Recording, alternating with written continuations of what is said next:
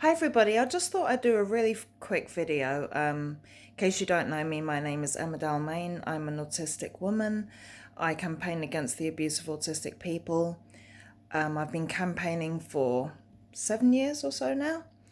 I am the CEO of Autistic Inclusive Meets, an autistic-led organisation based in southeast London.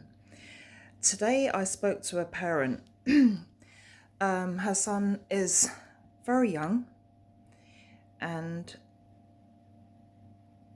the harm the harm that a speech and language therapist did, to this lady.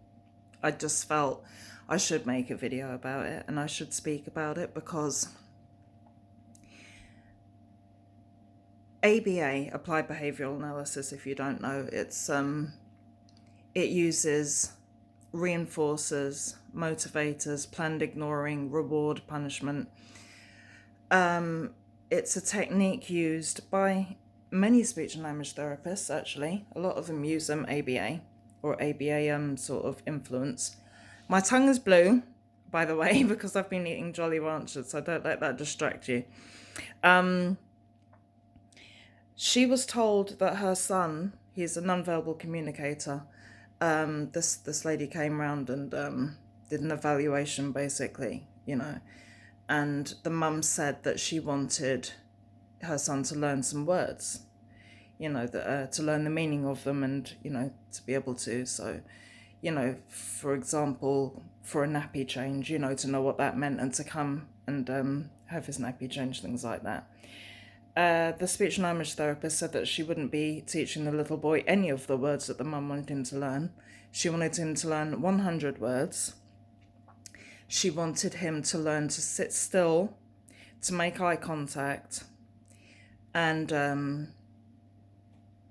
just not to move, just to sit still, be able to focus completely. This is a 3-year-old child, all right? They need to move, they need to stim to regulate, they need to do things. You can't just sit still, make eye contact, and all of this.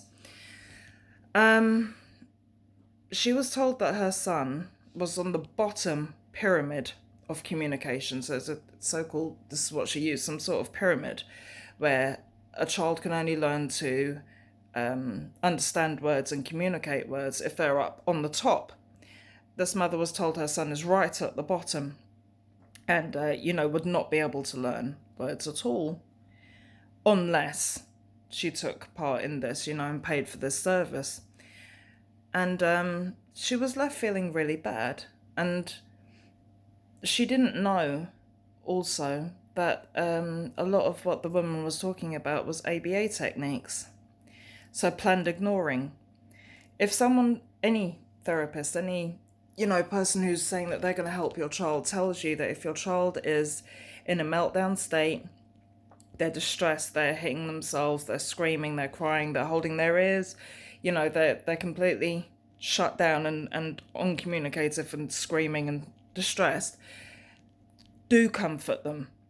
Do see if they want anything. Do stop them injuring themselves by guiding their hands down. Do hold them if they want to be held. Her advice was that the mum should totally ignore that behaviour because the son needs to learn not to display that behaviour as a communication. Now, anyone with any knowledge of autism at all would know that a meltdown or self-injurious behaviour isn't a communication. It's where someone has reached the pinnacle of distress where they can no longer cope. It's an explosion. It's not communication. We don't think, oh, I'm going to have a meltdown so everyone knows I'm upset. We can't control it. But this woman's idea of responding to distress behaviour was an ABA technique called planned ignoring. You completely ignore the distress, you ignore the child or adult until they are quiet and comply with what you want them to do.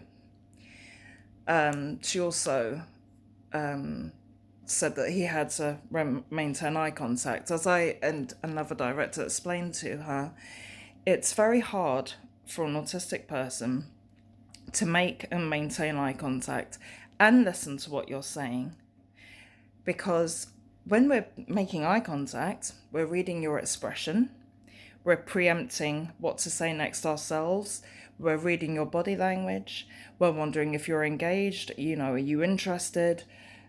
There's other things going on around you, We're doing all of this. We're formulating a response to what you're saying.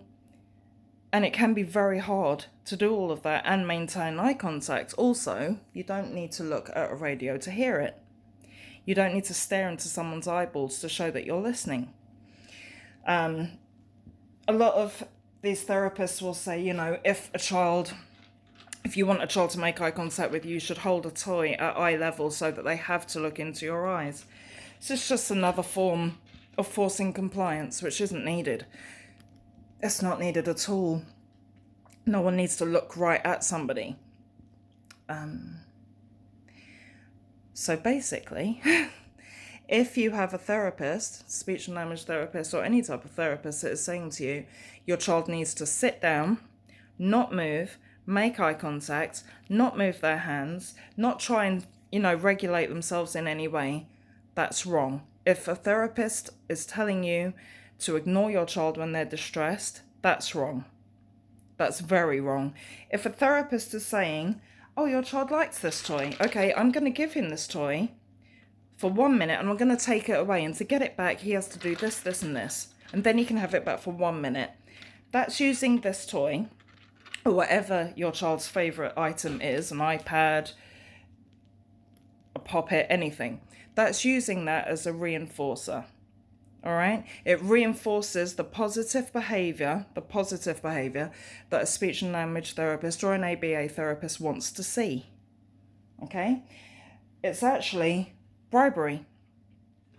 It's teaching a child that if they do something that they're not comfortable with, which is usually sitting still, making eye contact, quiet hands, which means their hands rest on the desk and they're not allowed to stim in any way. It's teaching them that if they go against their own autonomy and obey these commands, they'll get something they like. What could go wrong? Teaching a vulnerable, autistic child who already has problems communicating that if they do what an adult says, they'll get something for it. What could go wrong? I want you to think, what could go wrong with that?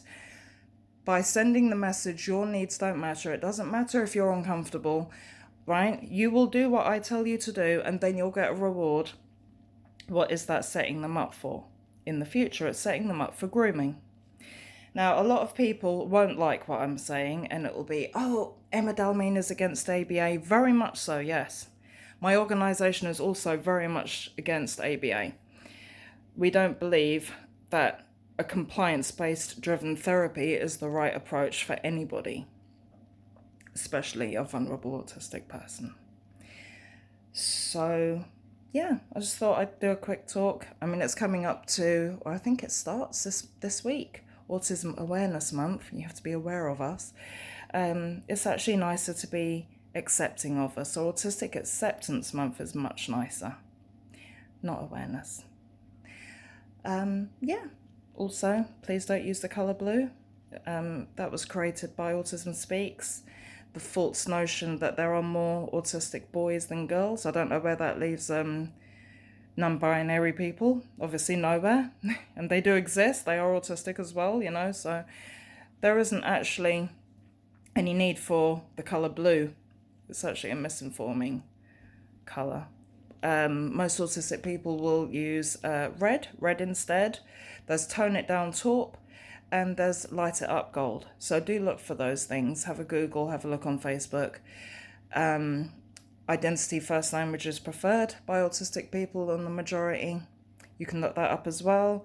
So autistic person, not person with autism. We don't have autism. Any quack will tell you your child has autism right now, but with this special tonic or supplement, they'll no longer have autism.